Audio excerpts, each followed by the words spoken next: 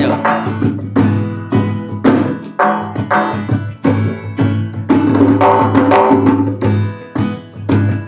চলো এটা লয়, এটা তো হলে গানটা ঢুকে যেতে পারে। হ্যাঁ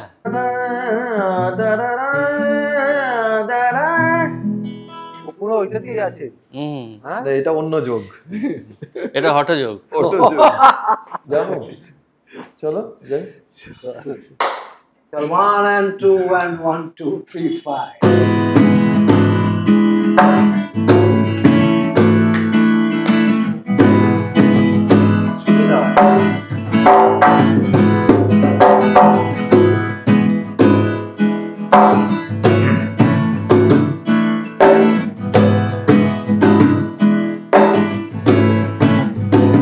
এসেছি আবার ফিরে সেখানে, অচেনা পথে চেনা ঠিকানা।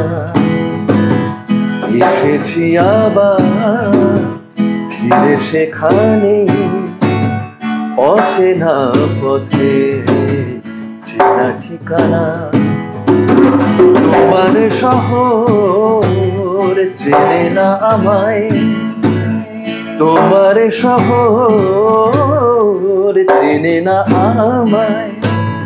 বাহানা খোঁজা খোঁজে বাহানা, এসেছি আবার ফিরে সেখানে, অচেনা পথে চেনা ঠিকানা, চেনা ঠিকানা, চেনা ঠিকানা।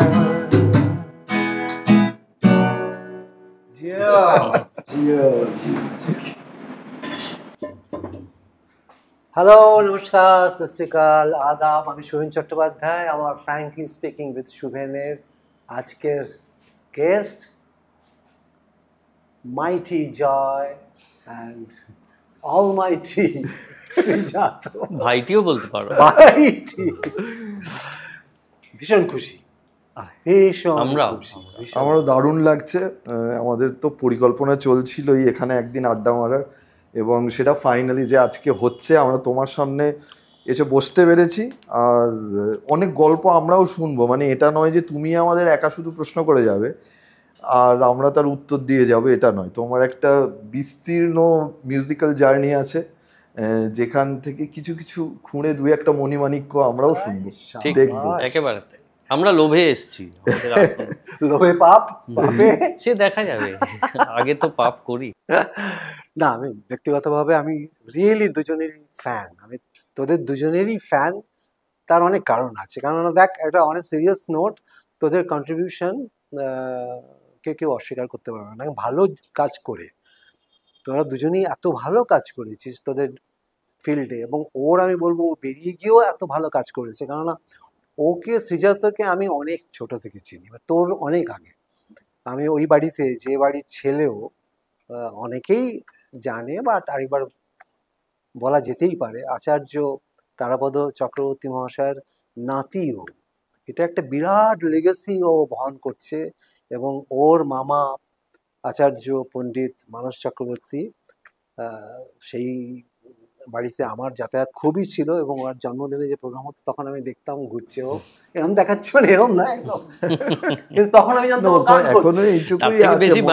মনের দিক থেকে। তখন আমি জানতাম ও গানই করছে, কারণ আমাদের ইন্ট্রোডাকশন ওরমভাবেই মানসদা বলেছিলেন আমার ভাগ্নেটা শুনবি, খুব ভালো গাইছে, এইসব। আমি ওর গানটাই জানতাম যে ও গান গাইছে, এবং ওদের বাড়ি থেকে দুজনকে মানসদা বলেছিলেন। আমি আজকে জেনেও নেবো, কারণ এই আড্ডায় এই সুযোগ আর কি সবসময় তো পাই না, তোদের, তোরা ব্যস্ত থাকিস। একটা হচ্ছে ও, আরেকটা তোর একটা ভাই ছিল ঝাঁকড়া ঝাঁকড়া চুল ছেঁথা, কি নাম? ওর নাম বিশ্বব্রত। বিশ্ব সে কোথায় এখন? সে আছে নিজের মতো করে কাজ করছে, হয়তো প্রকাশ্যে অতটা করছে না, কিন্তু গান বাজনা নিয়েই থাকে সময়। তো এই দুজনের কথা মানসদা আমাকে বলেছিল, আমাদের বাড়ি থেকে এই দুজন মানে গান বাজনা রিপ্রেজেন্ট করবে, এরকম ভাবে আমাদের বলা হয়েছিল, কিন্তু সেটা ফলেনি আর কি।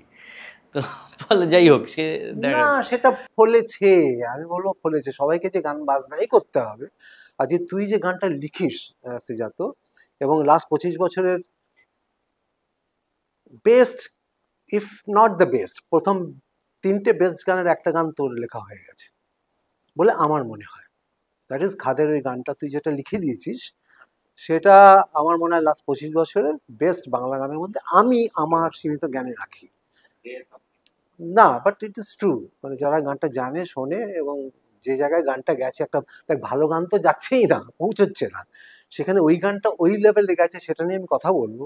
এবং সেখানে তোর কন্ট্রিবিউশন, তুই যদি ওই বাড়ি থেকে বিলং না করতিস আমি শিওর এই গানটা তুই লিখতে পারতিস। তবে এইটা তুমি বলছো বলে আমি বলছি, জয়ের সঙ্গে আমার প্রচুর আড্ডা হয়, মানে এবং কথা হয় না এরকম কম দিনই আছে যে আমাদের কথা হয় না। আমরা কিন্তু এখনও কাজের চেয়ে অকাজের আড্ডাই আমাদের বেশি হয় যদি বলো, এবং আমরা ছুতো খুঁজি যে কখন একটু বসে একটু গান বাজনা শুনবো। এখন তো গান বাজনা শোনাটার মাধ্যমগুলো অনেক সহজ হয়ে গেছে। আগে কবে একটা রেকর্ড বেরোবে সেটা সংগ্রহ করব, কবে কার ক্যাসেট বেরোবে আনবো তবে শুনবো। এখন তো তোমার হাতের মুঠোয় সারা পৃথিবীর গান বাজনা। তা আমরা চেষ্টা করি একটু গান বাজনা শোনার, গান বাজনা নিয়ে আড্ডা দেবার, আর গান বাজনা করার একসঙ্গে। তো গান বাজনার প্রতি ভালোবাসাটা যে নিখাদ সেটা নিয়ে আমার কোনো সন্দেহ নেই। তারপর কাজ কি করতে পারছি সেটা তো না, সেটা তো তুই বলবি না, আমার কথা হচ্ছে সেটা তো বলার লোক আলাদা, তুই কেন বলতে যাবি? বা ও এত গান প্রেজেন্ট করেছে শুভমিতাকে দিয়ে, ওর লোপাকে দিয়ে, যদিও লোপা এখানে তোর ব্যাপারে আমায় কমপ্লেন করে গেছে, বাট স্টিল সেটা হাসছিস, বাট করে গেছে কিন্তু, বাট স্টিল তুই আজকে এত ভালো ভালো কাজ করেছিস, সেগুলো নিয়ে তো কথা বলবই, কিন্তু সেগুলো তোরা বলবি কেন? আমার কথা হচ্ছে আমরাও যতটুকু কাজ করেছি, আমার ভালো লাগলো যে শাহিদের সাথে আমার রিসেন্ট প্রোগ্রামে তোরা দুজনেই ছিলি, এবং সেদিনই বোধহয় তুই স্টেজে এসে আমাকে বললি যে মনটা ভরে গেল।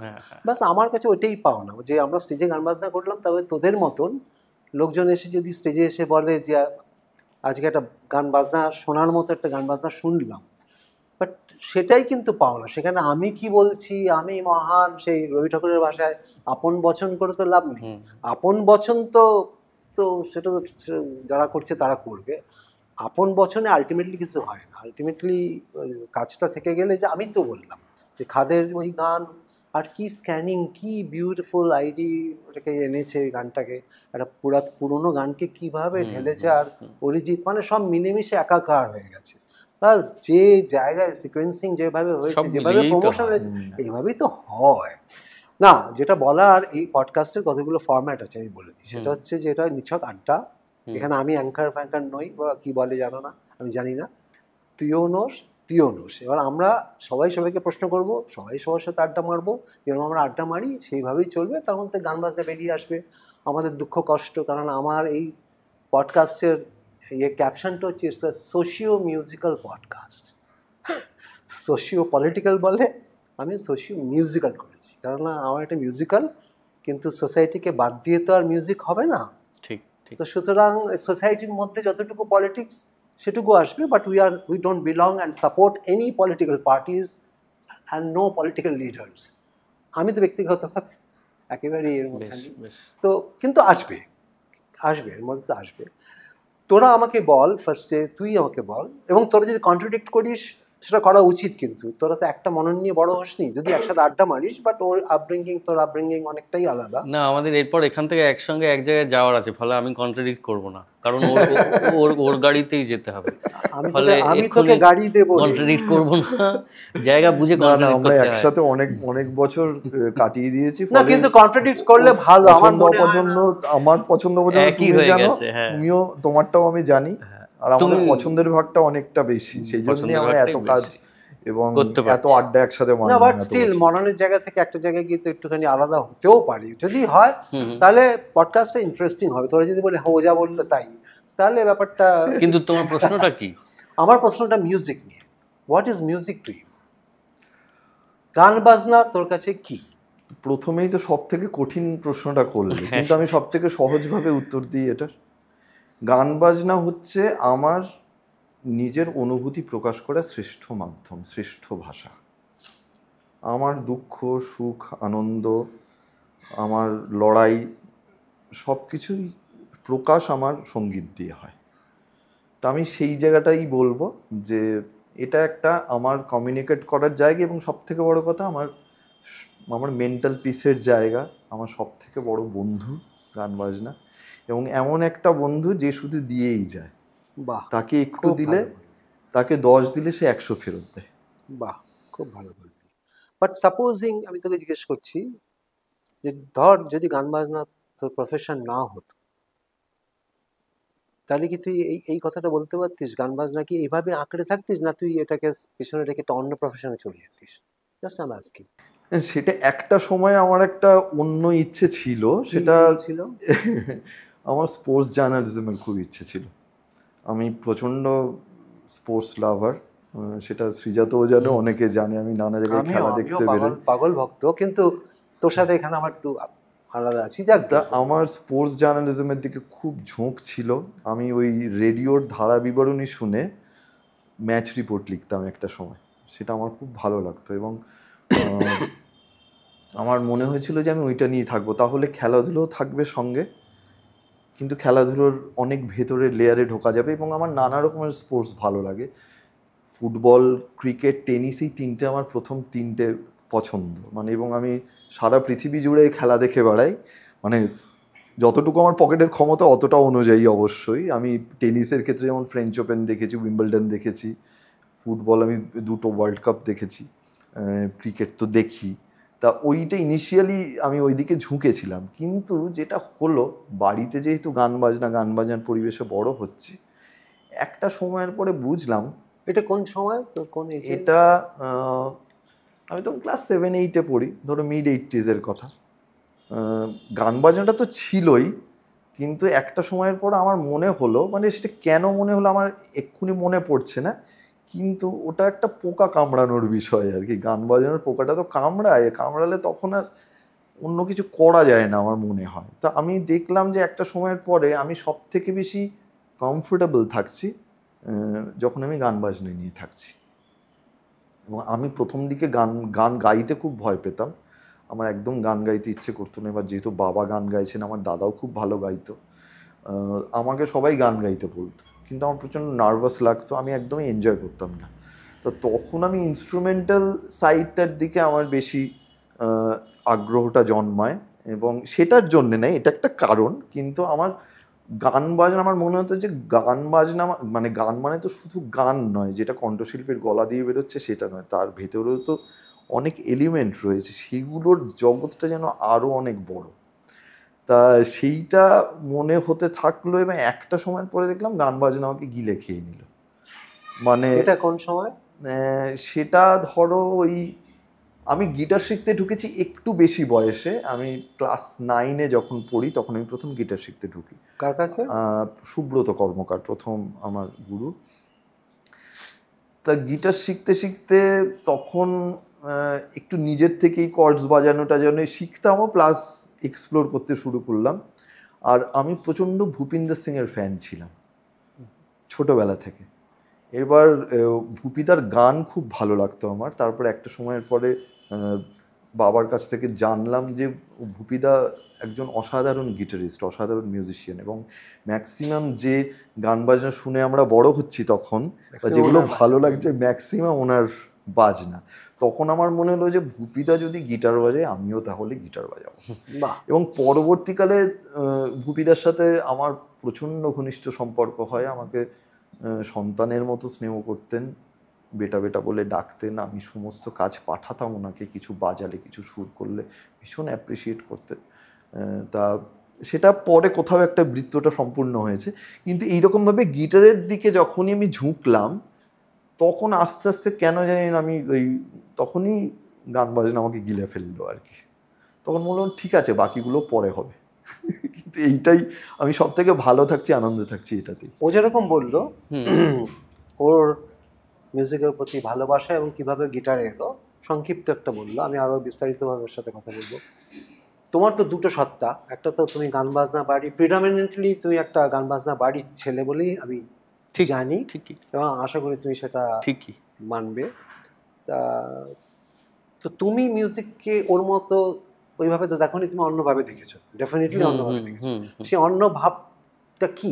আচ্ছা, ওকে তুই বলছো, আমাকে তুমি বলছো, আমাকে কিছু নম্বর কম পেলাম মানে? ও আচ্ছা, ভুলে গেছি। হ্যাঁ, তাহলে মানে আমি বুঝে নিলাম যে এটা দূরত্ব আছে, তাহলে সেইভাবে যেতে হবে। সরি সরি সরি, হ্যাঁ বল। না, এইটা তুমি যে প্রসঙ্গটা গোড়ায় বললে যে তুমি অনেক ভালো করে দেখেছো আমাদের গান বাজনার বাড়িটা কিরকম ছিল, ছিলই বলবো, কারণ সেই গান বাজনার মানুষজন এখন স্তীমিত। তো আমি মজা করে বলি, কিন্তু কথাটা সত্যি যে আমি ছোটবেলায় মা বলতে শেখার আগে সা বলতে শিখেছি। সা তো মায়ের আগেই আসে এমনিতেও। বাহ, क्या बात। তো আমাদের সা দিয়েই শেখানো হতো। তো আর ওই বাড়িগুলোয় যেমন হয় যে ঘুম ভাঙতো তানপুরোর আওয়াজে, আর ঘুমোতে যেতামও তানপুরোর আওয়াজে। তো তানপুরোর আওয়াজটা ছিল একটা প্রাণ স্পন্দনের মতো। কখনো বাড়িতে তানপুরো বন্ধ মানে কিছু একটা অঘটন ঘটেছে, বা কেউ খারাপ আছে, বা কিছু হয়েছে যেটা স্বাভাবিক নয়। ফলে ওই তানপুরোর 4টে তার বা 6টা তার ছিল আসলে আমাদের শিরা ধমনী, আর সুর ছিল আমাদের রক্ত। তো ওইভাবেই বড় হয়েছি। ফলে গান বাজনা ছাড়া অন্য কোনো দিন কিছু ভাবিনি, এখনও ভাবতে পারি না। আর ওর কাছে যেমন, আমার কাছে আমি বলবো গান বাজনাটা আমার শ্বাস প্রশ্বাসের প্রক্রিয়া। কারণ আমরা অন্য সব কিছুকে গান বাজনার থেকে একটু দূরে করে রেখে দেখেছি। এটা সবসময় আদর্শ পরিস্থিতি আমি বলছি না, সব বাড়িতে হয়তো তেমন নয়, কিন্তু আমাদের বাড়িতে গানটাই ছিল হতেই হবে। সর্বাগ্রগণ্য একটা বিষয়। হতেই হবে। গানকে আগে জায়গা দাও, তারপর বাকি জিনিস হবে, তারপর পড়াশুনো হবে, তারপর খেলাধুলো হবে, তারপর সব হবে। কিন্তু তুমি যদি মানে পুরিয়া, মারোয়া আর সোহিনী কোথায় আলাদা এইটা না বলতে পারো, তাহলে তুমি কত ভালো মার্কস পেয়েছো পরীক্ষায় সেটা নিয়ে আমাকে খুব একটা চিন্তিত নয়। তো সেই রকম একটা বাড়িতে বড় হলে যা হয়, গান বাজনাটা শ্বাস প্রশ্বাসের মতো ছিল। কোনোদিন গান বাজনা থেকে বিচ্ছিন্ন হয়ে একটা জীবন কাটাবো এটা যেমন তখনও ভাবতে পারিনি, এখন তো ভাবতে পারিই না, তো এখন তোর তো ভাবতে পারি শুরুয়াত না। তো শ্রীলাদি। হ্যাঁ, মায়ের কাছে তালিম, মামার কাছে তালিম। মায়ের কাছে শনিবার বসতাম, মামার কাছে সোমবার যেতাম। বাহ। তো এই করে অনেক দিন গান বাজনা শিখেছি, কিন্তু একটা সময়ের পর কাজের পথ হিসেবে লেখালেখিকে বেছে নিলাম। কিন্তু এটাও ঠিক যে এমন বহু দিন যায় যেদিন আমি কিছু লিখি না, কিন্তু এমন একটাও দিন যায় না যেদিন আমি গান বাজনা শুনি না।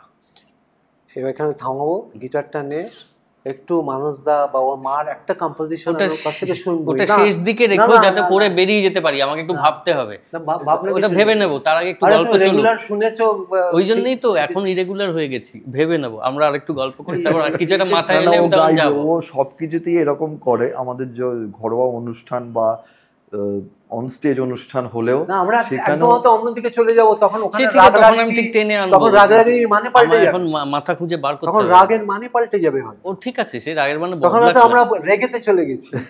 এখন আমরা বব মার্লি নিয়ে কথা বলছি, তখন আর ভীমপাল সে ঠিক হবে, সে ঠিক হবে। আগে একটু আড্ডা দিই, নাহলে আমি সাহস পাবো না। আর একটু কথাবার্তা না হলে আমার সাহস আসবে না। আচ্ছা, ঠিক আছে, ওকে বস।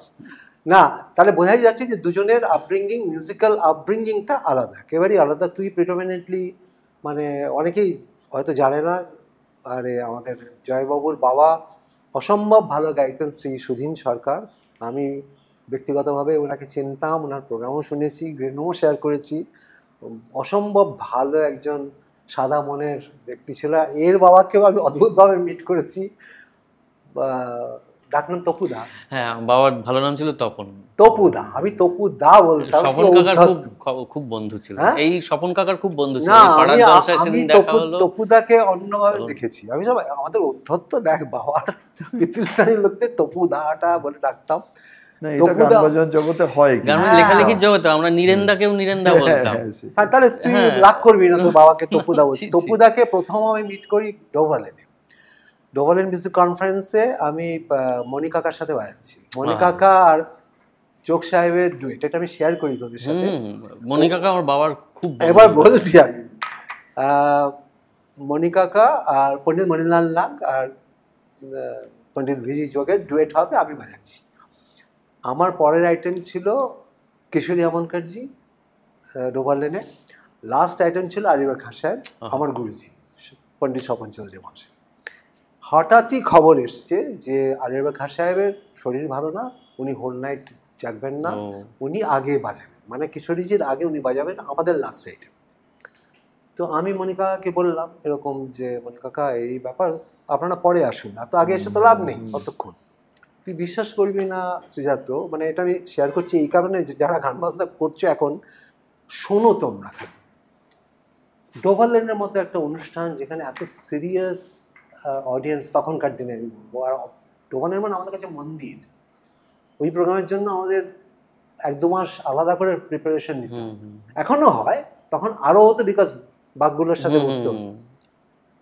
তুই বিশ্বাস করবি না, মনিকাকা জানে, যোগ সাহেব জানে যে লাস্ট আইটেম মানে 5টার আগে বসবে না, তার মানে 3টে 3:30 আগে এসে কোনো লাভ নেই। মনিকাকা যোগ সাহেব দিকে একসাথে ঢুকছে, মানে মনিকাকা যোগ সাহেবকে তুলে নিয়ে 12:30টায় ঢুকছে। তাহলে এখন এসছেন কেন? মানে আমি আগে চলে গেছি বিকজ আমার গুরুজি বাজাচ্ছেন, আর আমি আলিবর খাঁ সাহেবের পাগল ভক্ত, তা আমি শুনতে চাইছিলাম, আমি আগে গেছি। আমি গ্রিন রুমে গিয়ে দেখি ওর বাবা বসে আছে। ফার্স্ট আমার সাথে ওর বাবার আলাপ হলো। তার আগে দেখেছি, মানে আমাদের মানুষদার বাড়িতে আমি এদিক ওদিক দেখেছি, কিন্তু সেভাবে আলাপ হয়নি। তো আমি যোগ সাহেব আর মনিকাকে বললাম, আপনারা এত আগে এসছেন কেন? আমাদের লাস্ট আইটেম। যোগ সাহেব বলছে মুড বানানে কে লিয়ে। তুই চিন্তা কর, ডোভালের মধ্যে প্রোগ্রামে রাত জেগে বাজাতে হবে, কোথায় এখনকার বাচ্চারা ঘুমিয়ে টুমিয়ে পান চিবিয়ে আসে, ওরা মুড বানাতে আসছে, বিকজ ওরা একটা আর্টিস্টকে শুনলে গান বাজনাটা ভালো। ঠিকই, বুঝতে পারছিস কোন লেভেলে চিন্তা, মানে এগুলো না আমাদের সব খুলে দিয়েছে। এই যে কি জানো, 51 বছরের যে যুগে আমরা আছি, এটা পুরো দরজাটা খুলে দিচ্ছে যে এরা যদি এটা করতে পারে, তুই কে রে? তো ওই মনিকাকার সাথে সখ্যতা দেখলাম, তপুদা আলাপ করে দিল, এরকম যুগান্তরেও দেখা যাচ্ছে না। তারপরে মনিকাকার সাথে ওনার আরো আন্তরিক বন্ধুত্ব কেন, তার কারণ আমি জানতে পারলাম, এবং তারপরে ওই মনিকাকার বাড়িতে অনেকবারই দেখা হয়েছে। অসম্ভব ভালো একটা মানুষ, মানে এই বাড়ি একদম ছাড়া, মানে এই বাড়িতে শ্রীলাদি টিলাদি খুব ধরা লোক আর কি, মানে অন্তত আমাদের সাথে মানুষদা তারপরে চাটা, ওর বাবা একদম আলাদা যতদূর আমি দেখেছি, আরে অন্য টাইপস। তো যাই হোক, তো দুজনের একেবারেই আপব্রিঙ্গিং তোদের আলাদা। তো আমি জাস্ট তোকেই জিজ্ঞেস করছি যে তুই তারপরে নিজের দিকটাকে আস্তে আস্তে তুই একটা গিটার বাদক হিসাবে নিজেকে প্রেজেন্ট করা শুরু করলি, এবং তারপরে তুই গিটারটাকে তুই, এই যে গিটার সাবজেক্ট, এটা তো একটা সাবজেক্ট, এটাকে তুই কীভাবে ডেভেলপ করলি? দেখো, আমার প্রথম থেকেই একটা অদ্ভুত বিষয় ছিল, মানে অদ্ভুত একটা ঝোঁক ছিল যে আমি কোনোদিন কপি মিউজিক ফলো করিনি। মানে যে কোনো গানে বাজাতে দিলে আমি সবসময় চেষ্টা করতাম নিজের মতো একটা প্রিলুড ইন্টারলুড করতে। সেটা যারা কপি বাজান কোনো রকম অসম্মান না করেই বলছে, কারণ সেটা আরও অনেক কঠিন, যে একদম অরিজিনাল পিস ডিটো প্লে করা। হ্যাঁ, কিন্তু আমার একটা বরাবরের এই একটা ঝোঁক ছিল যে আমি বাজালে সেটার কর্ড প্রোগ্রেশনটা আরেকটু হচ্ছে, আমার কানটা খুব পরিষ্কার ছিল তখন না, অত রিহার্সালের চল ছিল না। এমন অনুষ্ঠান হতো যে এক একটা অনুষ্ঠানে 15-20 জন শিল্পী গাইছেন, এবং সেরকম অনুষ্ঠান আমি বাজিয়েছি অনেক শিল্পীর সাথে আমার জেনারেশনে। না, তুই এই ট্রানজিশনটা একটু ইন্টারাপ্ট করছি, আমি ওই জায়গাটা একটু আগে আসতে চাইছিলাম যে তুই ওখানে ঢুকলি কি করে, মানে তুই যে গিটার শিখেছিস, মানে আমরা যে গিটার শেখাটাকে বলি, আমরা গিটার শেখা মানে একটু অন্যভাবে, মানে guitar as a main instrument, guitar বাজবে, অমিত আমাদের বন্ধু, আমরা গিটার প্লেইংকে ওইভাবে দেখে এসেছি। যে আমাদের বন্ধু অমিত দত্ত, পরবর্তীকালে তুই যাকে শিখেছিস, বা লো হিল্ট, বা গিটার প্লেইংটাকে আমরা একটা অন্যভাবে দেখতাম। আর তুই যেহেতু একটুখানি মডার্ন গান বাজনার মধ্যে থেকে এসেছিস, তোদের বাড়িতে গিটার প্লেইং বলতে কাদের আইডলাইজ করা হতো তখন? তখন ভুপিদার কথা তো বললামই, আমি ওনার আমি প্রচণ্ড ভক্ত ছিলাম।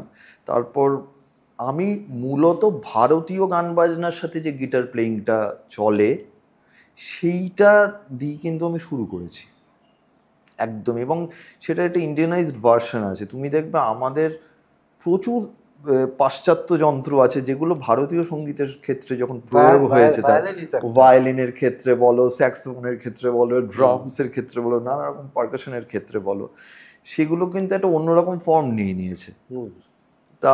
তারপর খোকন মুখার্জির বাজনা আমার অসাধারণ লাগতো। নিশ্চয়ই, আমি আসছিলাম। মানে তুমি অমিতদার কথা বললে, আমার গুরু অমিত দত্ত, অমিতদা কিন্তু আমাকে সবসময় খোকনদার কথাই জিজ্ঞেস করতেন যে উনি কেমন আছেন, কারণ শেষের দিকে ওনার অবস্থা খুব একটা ভালো ছিল না। তো অমিতদা রেগুলার খোঁজ নিতেন আমার থেকে। খোকন মুখার্জির বাজনা, সমীর খাসনবিশের বাজনা, তারপরে আমাদের বুদ্ধদা, পরবর্তীকালে রকেট দা, স্বপন সেন, এদের বাজনাটা আমি বেশি করে ফলো করতাম। মানে তুই এদের আইডলাইজ করতিস? এদের দেখতাম চোখের সামনে, ওই জন্যে সেইটার ইনফ্লুয়েন্সটা অনেক বেশি হতো। আর মুম্বাইয়ের ক্ষেত্রে যেমন সুনীল কৌশিক, ভানুগুপ্তা, তারপরে রমেশ আয়ার, এদের বাজনাটা খুব ফলো করতাম আর কি। আমি জানতাম যে মানে তখন হয়তো অত খবর পাওয়া যেত না যে কোন পিসটা কোন কার বাজানো, কিন্তু এদের স্টাইলটা আমার মধ্যে ভীষণভাবে ঢুকতো। এবং আরেকটা হচ্ছে যে গজলের কিছু একটা টাইপ অফ প্লেয়িং আছে গিটারের,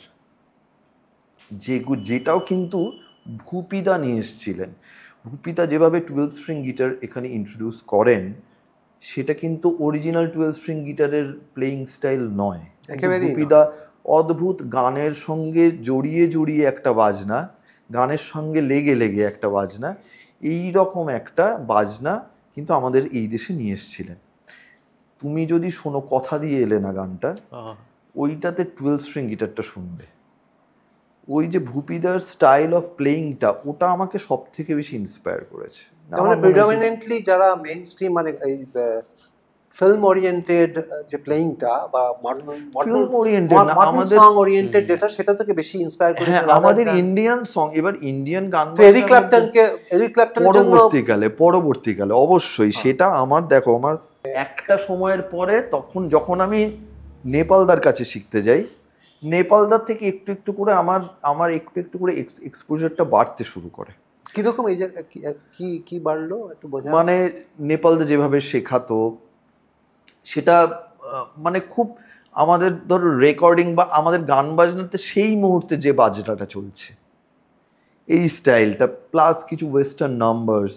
আমি তখন ইয়েতে অল ইন্ডিয়া রেডিওর পরীক্ষা দিলাম, নেপালদাই আমাকে ইন্সপায়ার করলো যে যাও পরীক্ষা দাও, পরীক্ষায় পাসও করলাম।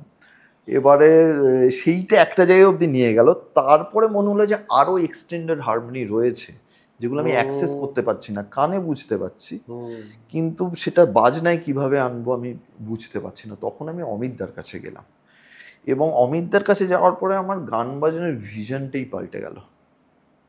তখন অমিতদা প্রথম ব্লুজ দিয়ে শুরু করেন, এবং বিবি কিং, অ্যালবার্ট কলিন্স, তারপর এরিক ক্ল্যাপটন, এদের মধ্যে দিয়ে ঢুকে তারপরে মার্ক নফলার আমার প্রচণ্ড প্রিয় একজন গিটারিস্ট, তারপরে ডেভিড গিলমোর, তারপরে প্যাট মেথিনি, তারপরে অবশ্যই জন ম্যাকলফলিন। এই আস্তে আস্তে হ্যাঁ হ্যাঁ, ওটা উনি একটা মানে এটা অমিতদান একটা ইন্টারভিউ নিয়েছিলেন জন ম্যাকলফলিনের, সেখানে অমিতদা একটা জায়গায় বলেছিলেন যে পৃথিবী থেকে যদি গিটারের প্রতিনিধি হিসেবে কাউকে অন্য গ্রহতে পাঠানো হয়, যোগ্যতম মানুষ হচ্ছেন জন ম্যাকলফলিন। তাই এইগুলো অমিতদার কাছে যাওয়ার পর আমি এক্সটেন্ডেড হারমোনি কতটা, কিন্তু সেটার সঙ্গে আবার আমাদের গান বাজনার একটা সামঞ্জস্য তৈরি করতে হবে কিন্তু, কারণ আমি তখন অলরেডি কম্পোজ করা শুরু করেছি। এবার কম্পোজিশনের মধ্যে জোর করে আমি একটা ওরকম জোর করে অ্যাডেড কর্ডস, একটা শার্প নাইন ইত্যাদি ইত্যাদি, হ্যাঁ হ্যাঁ, এইসব জোর করে তো হয় না, গানটার রাস্তাটার মধ্যে সেই হারমোনিটা থাকতে হবে। তা তারপরে সেইটা কিভাবে মেশাতে সেইটা আস্তে আস্তে পরিণত হওয়ার পরে তখন আস্তে আস্তে শিখিনি হয়তো এখনো অতটা, কিন্তু অ্যাটলিস্ট বোঝার চেষ্টা করেছি। আর সব থেকে বড় কথা এইটা বুঝেছি যে গান বাজনা যে সব কিছুই আমাকে করতে হবে এটা নয়, আমরা গান বাজনার খুব সামান্য একটা অংশ, সামান্যতম অংশ, কিন্তু ভালো শ্রোতা হওয়াটা সবার আগে জরুরি, অ্যাপ্রিসিয়েট করাটা। তা সেইটা অমিতদা শিখিয়েছে যে আগে শোন, শুধু শুনে যা, শুনে ভেতরটাকে একদম একদম। হ্যাঁ, সেটাই সবাই আমরা সেই শিক্ষাই বড় হয়েছি। তবে ওই তুই যেটা বললি তার সাথে আমাদের শেখার একটু ফারাক আছে বলবো আমি। আমাদেরটা ভীষণই একটা মানে তুই যেরকম বেশ সুন্দর ট্রাভেল করছিস, উইচ আই অ্যাপ্রিসিয়েট অ্যাকচুয়ালি, কিন্তু আমাদের সেই অ্যাপ্রিসিয়েশন করার সুযোগ দেওয়া হয়নি। আমি পরবর্তীকালে একটু ভাঙাচড়া করার চেষ্টা করেছি, বাট সেটা অনেক পরে। আমাদের একটা অদ্ভুত আছে, সেটা ও আরও বেশি বুঝতে পারবে কারণ ওই বাড়ির ক্লাসিক্যাল বাড়ির ছেলে, যে আমাদের একটা এরকম আছে। এই ব্যাপারটা পরবর্তীকালে বুঝেছি ওটা খুব ইম্পর্টেন্ট, যে সব কিছু খামচাবে ডেফিনেটলি, কিন্তু আগে আসল জিনিসটা আত্মস্থ করো, বোঝো, তারপর খামচাখামচি করো। আমি তুই যেরকম সুন্দর একটা জার্নি দিয়ে একটু একটু করে বুঝে অমিতের কাছে গেছিস, এইটা আমি এই পডকাস্টের মাধ্যমে সবাইকে বলতে চাই যে এইটা খুবই ইম্পর্ট্যান্ট, যে একটা জিনিসকে আগে আত্মস্থ করো, তারপরে তুমি অন্য জিনিসগুলোকে হাতড়াও। সেটা যে কোনো জনরাই হতে পারে। তুই আজকে একটা স্টাইল যে তোর হয়েছে, সেটা আমার মনে হয় যে তুই আজকে যেভাবে নিজেকে চালিত করেছিস, খুব ঠান্ডা মাথায় বুঝে কোথায় যাবো তোর দিশাটাকে স্থির রেখে তুই এগিয়েছিস, সেটা তুই নিজের মতো করেছিস, তোর নিজের মতো করে। কিন্তু আমাদের always it has been a guided thing, যে গুরুজি যেভাবে বলেছেন তার বাইরে আমরা কিচ্ছু করতে পারি না। আমার অন্য বাজনা ভালো লাগলেও তখন করতে পারতাম না, যে এটা কাকে শোনাবো, গুরুজিকে শোনাতে গেলে থাপ্পড় খাবো। ফলে এইটা ওদের বাড়িতেও হয়েছে, আমি জানি ওদের বাড়ি, আমি ওই ক্লাসেও বাজিয়েছি, এটা কি, এটা আমাদের ঘরে বন্দিস না, চাপ বন্ধ কর।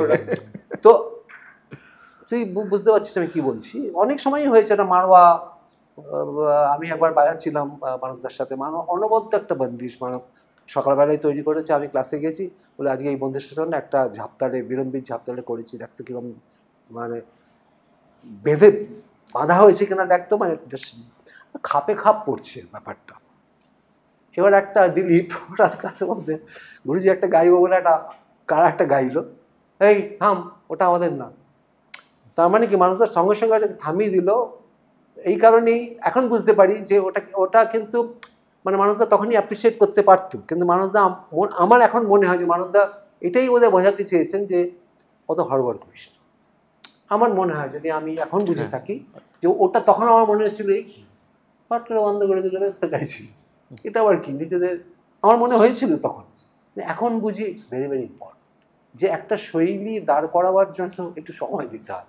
তোর মনে হয় না? আমার মনে হয় এটা যে কোনো ক্ষেত্রেই প্রযোজ্য। মানে আমি যেমন ভূগোলের ছাত্র, আমি কলেজে ভূগোল নিয়েই পড়েছি, স্কুলেও ভূগোলের প্রতি খুব আগ্রহ ছিল, কিন্তু আমরা মাঝে মধ্যে ফিজিক্সের ক্লাস করতে যেতাম। এবার সেটা 2-3বার আমাদের অধ্যাপকদের কানে গেছে যে শ্রীজাত এবং তার বন্ধু বান্ধব মাঝে মধ্যে নিজেদের ক্লাস কেটে, যাকে বলে কোটান কোট, ফিজিক্স শুনতে যাচ্ছে। আমার তখন ফিজিক্স একজন পড়াতেন এত চমৎকার, কিছু বুঝি না বুঝি ভালো লাগতো। তো তারপর উনি একদিন বললেন যে শোনো, ভূগোলটাকে ভালো করে বোঝো, তারপর ফিজিক্স বুঝবে, তোমাকে কেউ আটকাচ্ছে না। এই জায়গাটাই কিন্তু ভূগোলের ক্লাস পালিয়ে ফিজিক্স পড়ো না, কারণ তোমাকে পাস করতে হবে ভূগোল নিয়ে, তখন কিন্তু ফিজিক্স তোমাকে বাঁচাবে না। তো এই বারণগুলো আমার মনে হয় ভালোর জন্যই হয়তো করা, যে তুমি যে কাজটা করতে এসছো আগে সেই কাজটা, সেই জায়গাটা, সেই পরিসরটা ভালো করে তোমার তৈরি হয়ে যাক, সেই আয়তনটা, তারপর তো তোমার জন্য 10 দিক খোলা আছে। এই নিয়মগুলো, ছোটোখাটো বাধা নিষেধ বিধিগুলো আছে বলেই বোধহয় আমরা আমাদের মতো করে এগোতে পেরেছি বা পারছি বা চেষ্টা করছি। না, এখানে একটা প্রশ্ন আমি তোকে করি। আমি আগের একজন অতিথিকে এই প্রশ্ন করেছিলাম, নাম বলবো না এক্ষুনি, আচ্ছা, তোর উত্তরটা পাওয়ার পরে তার নামটা বলবো। আচ্ছা, বেশ। একটা কবি হওয়ার জন্য বাংলা ব্যাকরণ জানা কতখানি জরুরি? আমার মনে হয় যে দেখো, একটা পরিসর অবধি তো জরুরি বটেই। মানে তুমি যেমন এত বড় একজন শিল্পী, তোমাকে তো জানতে হবে ঝাঁপতাল 10 আর রূপক 7। মানে সেটা না জেনেই তুমি বিরাট শিল্পী হওয়াটা তোমার কঠিন। তো ওটা তো ম্যান্ডেটরি। হ্যাঁ, তো ওটা তো ব্যাকরণ। তোমাকে তো একটা পেশকার আর টুকরার মধ্যে তফাৎ তুমি জানো বলেই তো তুমি মঞ্চে বসছো। তো বাকিরা বসছে না, হয়তো বাকিরা শুনছে, শুনে শিখছে যে ও আচ্ছা এটা পেশকার। তেমনি আমার মনে হয় যারা লেখালেখি করছেন তাদের একটা সীমা পর্যন্ত ব্যাকরণ জানা এবং সেটাকে মানা খুব জরুরি। মানে আমি গঠনগত ব্যাকরণ বলছি, শিল্পের কোনো ব্যাকরণ হয় বলে আমার মনে হয় না। মানে শিল্পের ব্যাকরণ, তাহলে পিকাসো হতেন না, তাহলে জাঁ-লুক গোদার হতো না, তাহলে মৃণাল সেন হতেন না। ব্যাকরণ অনেকেই ভেঙেছেন এবং ব্যাকরণ বারবার ভেঙে নতুন ব্যাকরণ তৈরি হয়েছে। না, এইখানে আমি তাকে বলেছিলাম, সে এইটাই বলেছিল, কিন্তু কোনো নিয়ম ভাঙার জন্য তো ওই নিয়মটা জানা দরকার। হ্যাঁ, বা আমার মন কথা হচ্ছে, একদম। কিন্তু যদি তোমাকে পূজা বানান লিখতে হয় তাহলে পয় দীর্ঘও লিখতে হবে। আমি কবি বলে আমার কোনো লাইসেন্স নেই যে আমি ওটা পয়ের হ্রস্বও দিয়ে লিখব, সেই লাইসেন্স পৃথিবীতে কারও নেই। এখন পূজা দিয়ে আমি কি বাক্য রচনা করব সেটা আমার উপর নির্ভর করছে। কিন্তু আমি কবিতা লিখি বলে আমার কাছে কোনো আলাদা লাইসেন্স নেই যে আমি বানান ভুল করতে পারি বা বাক্য গঠন ভুল করতে পারি। আমি আমার মতো করে লিখতে পারি, কিন্তু একটা যে ন্যূনতম ব্যাকরণ, যেটা মানতে হবে। মানে ও তো সাকে সা গাকে গা বাজাতে হবে, ও তো গাকে পা মাকে নি বাজাতে পারবে না, তারপরেও যা খুশি করুক সা গা পা নিয়ে। তো সেইটুকু আমাদের প্রত্যেককে মানতে হবে, এটা এটা আমি অন্তত মেনে চলি। না, আমিও মেনে চলি, আশা করি তুইও মেনে চলিস। কিন্তু উক্ত ব্যক্তিদ্বয় হুম আমার ইন্টারভিউতে এসে ওনারা বলেছেন যে এরকম কবিতা লেখার সাথে বাংলা ব্যাকরণ জানার কোনো দরকার নেই। আর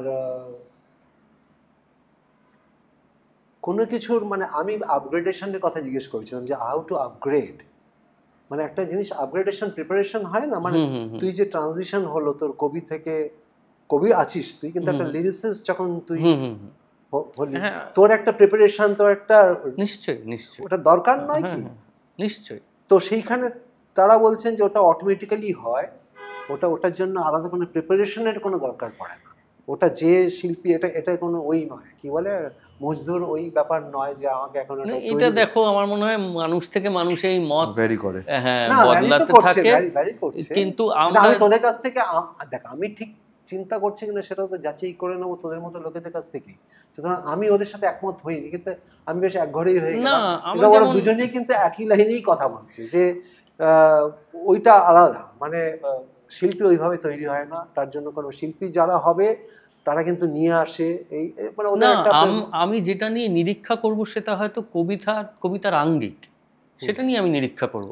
আমি চেষ্টা করব যে ধরনের লেখা আগে লেখা হয়নি সেটা যদি আমি কোথাও আমার মধ্যে দিয়ে প্রকাশিত হয়, কিন্তু সেটার জন্য তোর সেটার জন্য আমাকে ওটাও জানতে হবে এবং আমাকে ব্যাকরণও জানতে হবে। এটাই আজকে তুমি একটা নতুন কিছু পেশ করলে মঞ্চে বসে, তার মানে কি এইটা যে তুমি এতদিন ধরে বয়ে চলে আসা তবলার ব্যাকরণ জানো না, বা ও কিছু একটা নতুন কম্পোজ করলো, তার মানে কি এইটা যে ও রাগরাগিনী জানে না বা সেটা শেখার প্রয়োজন নেই? সব আছে। To break the rule you have to know the rule. একদম, আমার এটা হচ্ছে আমার, আমি জীবনে এটা কি মেনটেন করে যা আমি যত টিউশন করেছি, আমি এক্স্যাক্টলি তোকে সেদিন বলছিলাম না ইন্টারভিউটাতে, তার একটা ঝাপতাল। এবার আমি তো ওখানে বসে আমার যে ফিউশনের অডিয়েন্স আমি জানি এটা তো রোল্যান্ডস কনফারেন্সের অডিয়েন্স নয়, আমি 1985 এর কথা বলছি, যখন আমি তখন ভেবেছি যে এটাকে কিভাবে একটু ইন্টারেস্টিং করা যায়, যে আমি ঝাপতালি তোদের শোনাবো, কিন্তু আমি যদি ইন্টারেস্টিং করে শোনাই তখন আমি ঘাটতে শুরু করে দিলাম যে কিভাবে গ্রুভ তৈরি করা যায়। তো সেইটা করতে গিয়ে তো আমাকে তো আমার যতটুকু শিক্ষা দীক্ষা তো একটু কাজে লেগেছে। তখন আমি ধি না থেকে ধি না থেকে তি টেকা দে দিন দিন ধি না থেকে ধি না থেকে তি বল, ধি না থেকে ধি এটা যদি করি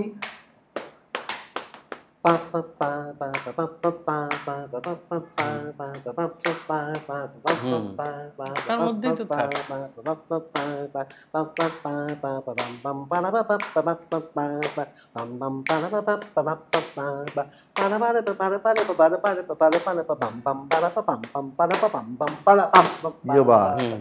তার মানে কি, এটা আমি কিন্তু পুরোটা ঝিনঝটি নিয়ে এটা কিন্তু জীবনে কোনোদিনও ডবল লাইন 29 বাজাতে জুতো কেন আরো কিছু পড়ি, কিন্তু I know what I am doing exactly. আমি এইটাই তোদের কাছ থেকে একটু যাচাই করেছিলাম। এটা যদি আমি না জানতাম যে লাস্টে তেহাইটাও যেটা আসছে তার ফান্দাটা যদি আমার শেখা না থাকতো, তাহলে এটা কে, আমি পৃথিবীর কোন ট্যালেন্ট যে একটা ন্যাচারাল পাওয়ার, সুপার ন্যাচারাল ডিগ্রি আমার মাথায় এসে তেহাইগুলো ঢুকিয়ে দিচ্ছে, আমি করে যাচ্ছি। আমি হোমওয়ার্কের কথাটা আমি সবসময় এই পডকাস্টের মাধ্যমে বাচ্চাদের যারা সিরিয়াস গান বাজনা করছে, ইন্টারেস্টিং গান বাজনা করতে চাইছো, আমি তাদের বলছি ডোন্ট বি অলওয়েজ সেলফ টট। এই সেলফ টট বস্তুটাকে আমি প্রচণ্ড আজকাল আমার আতঙ্ক হয়ে গেছে। কী ভাই, আমি সেলফ টট, গিটার সেলফ টট, গান সেলফ টট। আরে হেমন্ত মুখোপাধ্যায় সেলফ টট ছিল, তুমিও সেলফ টট, কিশোর কুমার, সবাই সেলফ টট।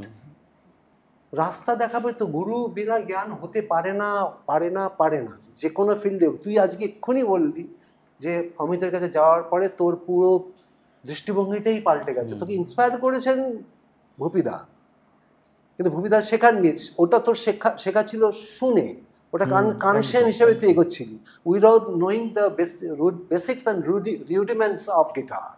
তুই তখন একটা কিন্তু ভাবের ঘরে তুই চলছিলি। তো আসল জায়গাটা তোর হলো যখন তুই এই টিচারগুলোর কাছে গেলি, বসলি, দেখ এইটাই। তো আমি এইটা সবসময় আমার মনে হয়েছে শ্রীজাত, জয়,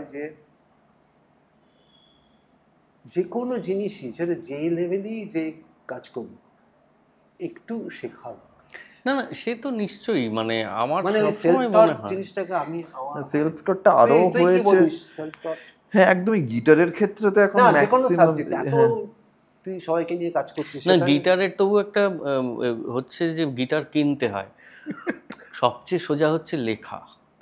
আমাকে অনেকে হয়তো আজকে অভিশাপ বর্ষণ করবেন, কিন্তু তোমার একটা কিপ্যাড থাকলেই তোমার আর কিছু লাগে না। ফলে লেখালেখিটা আরো বেশি ওই স্বশিক্ষার জায়গায় চলে গেছে আর কি। এআই থাকে তাহলে তো সে তো অনেক পরে যুক্ত হয়েছে। কিন্তু তুমি কি বলছিলে বলো? না, ওই ইউটিউব বা ইত্যাদি থেকে এরকম ফ্রি লেসন প্রচুর পাওয়া যায়, যেগুলো দেখে সবাই ভাবে যে আমি শিখে ফেলছি। অ্যাকচুয়ালি গুরুর কাছে প্রথম গিটার ধরাটা, গিটারটা আমি কিভাবে আমার কোলের ওপরে রাখবো এবং একটা ব্যালেন্স থাকবে যাতে আমার ফিঙ্গার বোর্ডটা একদম বাঁ হাতের সাহায্য ছাড়াই সোজা থাকে, বা যে একজন ভায়োলিনিস্ট সে কিভাবে ভায়োলিনটা এরকম ভাবে ধরবে যাতে সেটা সোজা, এইটা শিখতেই কয়েক মাস লেগে যায়।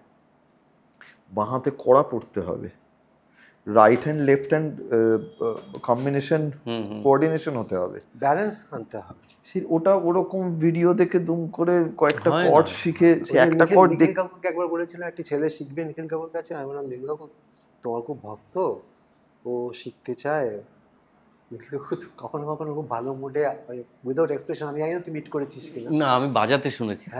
তো আমি ওই লেকে আমি আর বাচ্চু নিয়ে যেতাম না, হার্ট অ্যাটাকের পরে আমরা সন্ধ্যাবেলা লেকে ঘুরতাম, আর লেকে ওই ঠিক ওই যেখানে তো আমাদের ওই সাফারি পার্কটা এখন যেখানে হয়েছে, এখন এইদিকে সাফারি পার্কটা, ওখানে বসে ওই সূর্য অস্তটা উনি দেখতেন, আমরা বসতাম, উনি মাঝখানে বসতেন, আমি আর বাচ্চু ওদিকে। তো আমিও জিজ্ঞেস করেছিলাম এরকম শিখতে আসবে? তো কাকু আমাকে দেখে বললো কারোর কাছে শেখে না সোনি ঘাড়া সোনি। আচ্ছা, তখন সোনি ক্যাসেট ছিল, সোনি ঘাড়া না, কি রসিক। তো আমার কথা হচ্ছে তার মানে এটাই যে শুনে ঘাড়ান আর কি। মানে তুই যে বললি না, মানে কাউকে শেখে নেই, সবই শুনছে, আমি একে শুনি, একে ওরম ভাবে কি শেখার শোনার কম্বিনেশনটা খুব ইম্পর্টেন্ট আর কি। মানে সবকিছু আবার যে শিখে হবে সেটাও নয়। আমি শুভেন্দু এরকমও দেখেছি ডিগ্রি রয়েছে গান বাজনার বা সাউন্ড ইঞ্জিনিয়ারিং এর, সেটা আবার কিন্তু বোঝাতেই পাচ্ছি না, এরকমও দেখেছি। আমার যেটা মনে হয় যে একটা কথা আমি বলতে চাই বিনীতভাবে, সেটা হচ্ছে না শেখার মধ্যে কোনো গৌরব যেন না থাকে। আমি এটাই বলতে চাই। শিখে আমরা কজন কত দূর উঠতে পারি, শেখার কোনো শেষ নেই। তো শেখার কোনো বয়স নেই, শেখার কোনো শেষ নেই। তুমি যত শিখবে তত তোমার মনে হবে যে আমি আসলে আরো কম জানি। তাহলে তো বুঝতে পারবি। হ্যাঁ, যে ব্যাপার তুই শিখলে বুঝতে পারবি তুই কোথায় পড়ে আছিস। হ্যাঁ, না যে শেখে সে তো আনন্দেই আছে। কিন্তু না শেখার যে একটা গৌরব চারপাশে প্রচারিত হয়, তুই মনে করিস সেটা এখন আছে? আমার মনে হয় এই বয়সে একটু সত্যি কথা বলতেও পারি। তো আমার মনে হয় যে আগে একটু রেখে ঢেকে বলতাম। আমার মনে হয় না শেখার একটা গৌরব ইদানিং বেশ কয়েক বছর ধরে একটু প্রচারিত হচ্ছে, যে না শেখার মধ্যে একটা গৌরব আছে, একটা কলার তোলাপ আছে। আমার মনে হয় না শেখার মধ্যে গৌরব না থাকাই বাঞ্ছনীয়। না শিখে অনেকে বড় হতেই পারেন, সেটাকে ছোট করবার স্পর্ধা আমাদের কারোরই নেই। কিন্তু শিখবো না এই পণ করে বসে থাকাটার মধ্যে কোনো গৌরব নেই। পেলে যেন শিখি, এই আর কি। এটা আগ্রহ ভিতর থেকে আসছে। আমি তোমাকে একটা কথা ছোট্ট অ্যাড করি এটার সাথে, এই আলোচনার মধ্যে। 2016 সালে, তখন আমার যথেষ্ট বয়স, আমি একটা বার্কলে থেকে কোর্স করি। কিন্তু আমার মনে হয়েছিল যে আমি যে ফিল্ম স্কোরিং করছি, আমার যারা প্রোগ্রামার রয়েছে, যারা প্রোগ্রামিংটা করছে, তাদের আমি বলছি সেটা যাতে আরও ডিটেলে বলতে পারি, সেই জন্য বার্কলির একটা অনলাইন অর্কেস্ট্রেশনের কোর্স করি। 3 মাসের কোর্স ছিল সেটা। যথেষ্টই কঠিন ছিল কোর্সটা, মানে একটু একটু করে কঠিন হতে হতে যেখানে গিয়ে শেষ হলো বেশ কঠিন। সেখানে আমাদের যে ব্যাচটা ছিল, আমাদের নানা রকম ভিডিও কনফারেন্স হতো, ইত্যাদি হতো। তাতে 62 বছরের একজন ছিলেন, তার পরের বয়সটা আমার ছিল। 12 জনের ব্যাচ ছিল আমাদের। বাকি 10 জন কিন্তু সবাই আমার থেকে অন্তত 10-15 বছরের ছোট। কিন্তু সেটা আমার এবং আমার যিনি ইনস্ট্রাক্টর ছিলেন মার্ক জোভানি বলে একজন স্প্যানিশ ভদ্রলোক, ও এখন উনি এলেতে থাকেন, তখন ভ্যালেন্সিয়ার যে ক্যাম্পাস বার্কলের ওইখান থেকে এটা অপারেটেড হতো। মার্ক জোভানি ইনফ্যাক্ট আমার আছে, হ্যাঁ আমি ঘুরে এসেছি আমি এলোপা। এবার মার্ক জোভানি আমার থেকে অন্তত 20 বছরের ছোট, এটাই তো মজা। যার কাছে আমি শিখেছি। কিন্তু যেটা হলো তারপরে ওই কোর্সটা করার পরে আমার ধরো যারা প্রোগ্রামিং করছে আমি সবাইকে বলতে পারলাম যে তোমরা এই ভিএসটি ইউজ করা হয় তো ভিএসটির মধ্যে প্রচুর ডিটেল সাউন্ড থাকে, আর্টিকুলেশন থাকে, ভায়োলিন মানে স্ট্রিং সেকশনের তো নানা সব কিছুরই আলাদা আলাদা আর্টিকুলেশন আছে।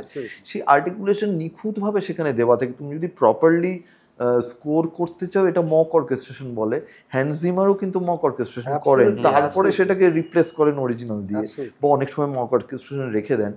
তা আমি সেইটা বলতে পারি যে এটা 20 ভায়োলিনস, 10 ভিওলাস ইত্যাদি ইত্যাদি কী কী নেওয়া যাবে এবং কোনটা ফিলারমোনিক অর্কেস্ট্রা, কোনটা চেম্বার অর্কেস্ট্রা, কতটা সাইজ হওয়া উচিত, এই জিনিসগুলো কিন্তু আমি ওই কোর্সটা করে তখন শিখি। তার আগে অবধি আন্দাজে করতাম এবং সেটা ভুল হতো। প্রথম কথা অর্কেস্ট্রাল সাইজটাই তো ঠিক হতো না।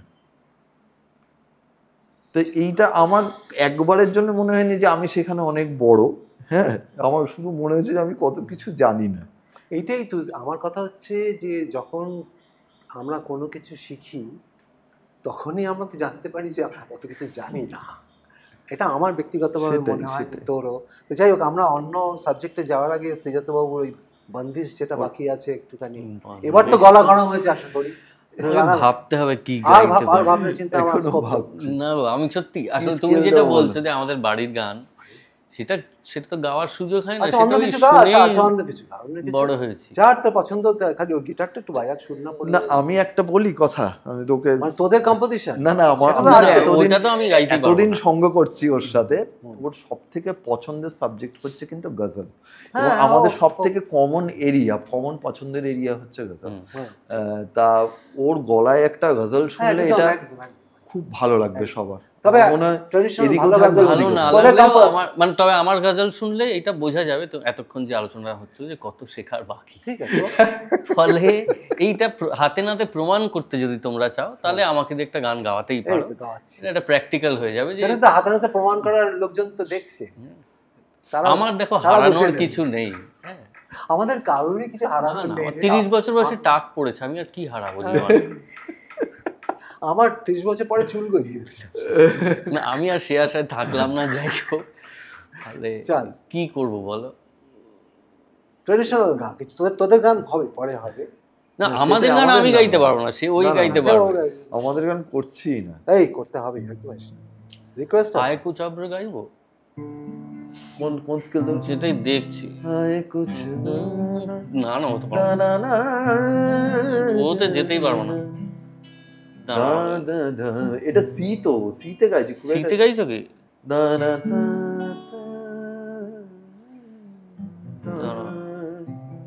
আমি এখানে একটু হালকা দেখি। একদমই ঠিক আছে। না ঠিক তো থাকবে, স্কেল আর কোথায়? এতদিনের সঙ্গ।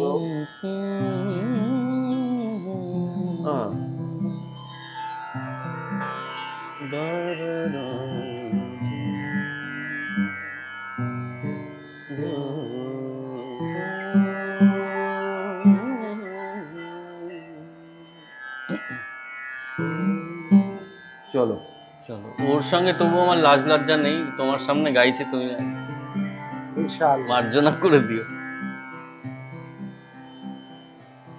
आए कुछ अब्र कुछ शराब,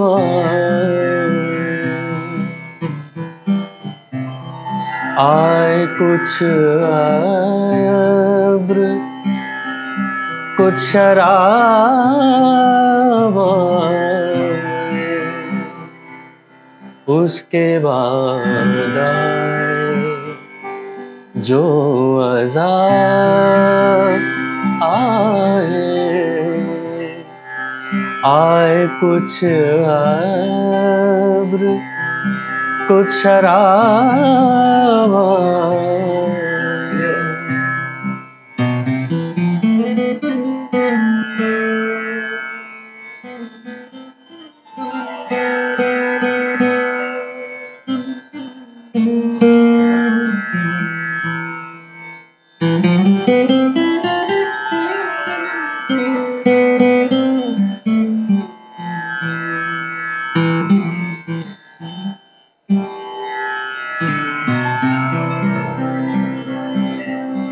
बामे मीना से महताब उतरे बामे मीना से महताब उतरे दस्ते साके आफताब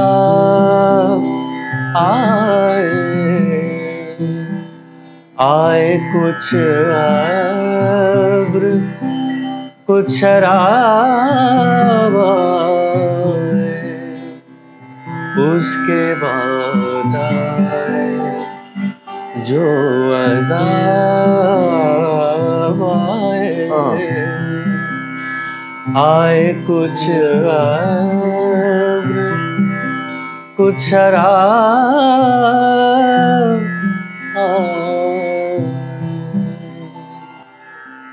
जियो जियो बहुत अच्छी बहुत अच्छी। এই যে ল্যান্ডিং নোটস যেটা সেই শ্রীকান্তর সাথে সেদিন কথা হচ্ছিল, একটা কম্পোজিশনে তোর মনে হয় না ল্যান্ডিং নোটস আর সো ইম্পর্টেন্ট? আমার মনে হয় খুব রিলিফ দেয় আমার পার্সোনালি একদম। আর এইটা একটা কম্পোজারের একটুখানি টেকনিক্যাল কথাবার্তা একটু হোক আর কি। না, তবে আমি একটা জিনিস থামিয়ে বলছি যে মেহেদী হাসানের ও বাবা ল্যান্ডিং নোট কি, মানে শুরুর নোট মাঝখানের নোট সেটা সবকিছুই তো- একই সেটা রকম তো আরাম দিত। আচ্ছা, মানে উনি- গলাটা ফেললেই তো হ্যাঁ। ম্যাজিক, মানে মানে গজলের সম্রাট, চিরকালীন সম্রাট। আমি কম্পোজিশনে আমি যদি ঈশ্বর বলে কাউকে মনে করি থেকে তিনি হচ্ছেন মেহেদী হাসান। কি অপূর্ব কম্পোজিশন। কম্পোজিশন আরো কত ভালো ভালো হ্যাঁ, তোরাও হ্যাঁ, শুনেছিস। আমরা তো এইসব গান বাজনা শুনেই কি বলবো বড় হয়েছি, খানিকটা বুঝতে পেরেছি যে ভালো গান বাজনা বস্তুটা কি, কোন লেভেলে হতে পারে। না আমার কেন জানি না মনে হয় একটা কম্পোজার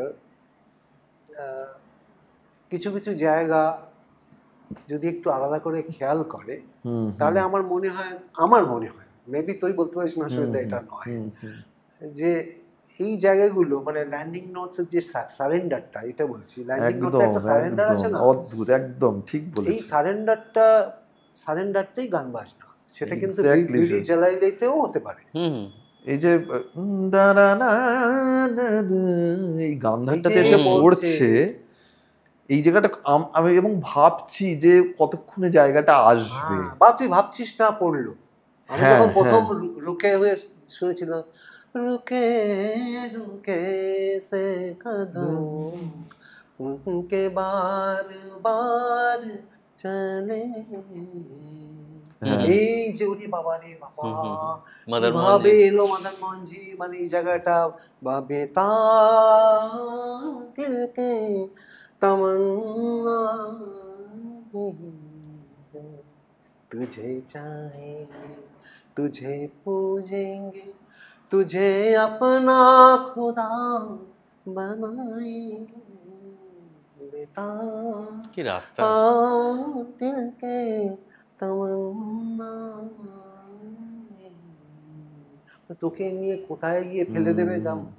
আর ওই ল্যান্ডিং নোটটার উপরে তো ডিপেন্ড করছে তারপরে কোথায় যাবে। হ্যাঁ, মানে ওটা অ্যাকচুয়ালি বেস ক্যাম্প। ঠিক। এরকম একটা কম্পিটিশন মানে শোনা না, মানে ওঠার সময়ও ওটার গুরুত্ব আছে, নামার সময় গুরুত্ব আছে, ছুঁয়ে যেতে হবে।